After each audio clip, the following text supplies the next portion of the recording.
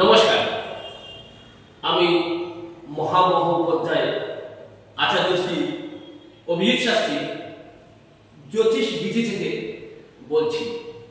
আজকে চন্দ্রমার অবস্থান নিয়ে আপনাদের কাছে তুলে ধরব। লগ্ন থেকে চন্দ্রমা অর্থাৎ চন্দ্র যেখানে অবস্থান করে সেটাকে রাশি বলে। এখন রাশি হচ্ছে চন্দ্র হচ্ছে মনের কারণ, গৃহের কারণ, মায়ের কারণ।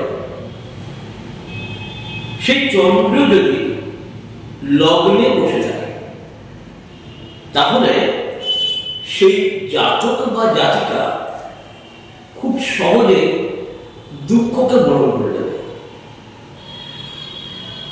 দৈনন্দিন দুঃখ তাকে বন্ধু বলে মনে হবে এবং মায়ের কাছে খুব প্রিয় হবে। এই ব্যক্তি প্রথম যদি চাকরি পায়, চাকরিতে সুনাম অর্জন করবে, কিন্তু সে চাকরি ছেড়ে আবার ব্যবসা করবে, সেখানেও সুনাম অর্জন করবে। এই চন্দ্র যদি দ্বিতীয় থাকে,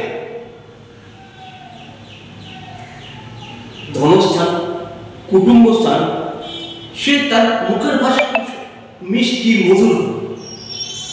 এই মিষ্টি ভাষায় সে শত্রুকেও জয় করে নেবে। এই ব্যক্তি জন্মস্থান থেকে দূরে গিয়ে ভাগ্যোদয় হবে। যদি আবার জন্মস্থানে ফিরে আসে তাহলে আবার আগের মতো বিপর্যয় ঘটবে জীবনে, অর্থাৎ উন্নতি থেকে আবার অবনতির পথে চলে যাবে। সেটি আবার ফিরে যায় দিলে তাহলে আবার তার উন্নতি হবে। সুতরাং দ্বিতীয় চন্দ্র ব্যক্তি যারা আছেন জাতক জাতিকা, তারা চেষ্টা করবেন গৃহ থেকে অনেক দূরে গিয়ে কর্মে লিপ্ত হতে, তাহলে ভাগ্যের উন্নতি অবশ্যই হবে। যদি তৃতীয় চন্দ্রমা থাকে, সে হাসি মুখে যে কোনো কাজ করবে, ভাই বোনদের সঙ্গে খুব ভালো সুসম্পর্ক থাকবে। তার কফের রোগ, কফের সাহায্যে কফ জমে থাকবে, সাবধান থাকবে। এই চন্দ্রমা যদি চতুর্থ থাকে তাহলে এই জাতক জাতিকা নিজের সীমা থেকে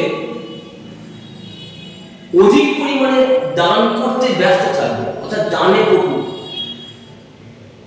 তাকে যদি মিষ্টি ভাষায় সম্মান দিয়ে কিছু বলে, তারপরে যে 300 টাকা থাকে সে 600 টাকা দাম পাওয়ার জন্য ব্যস্ত থাকবে।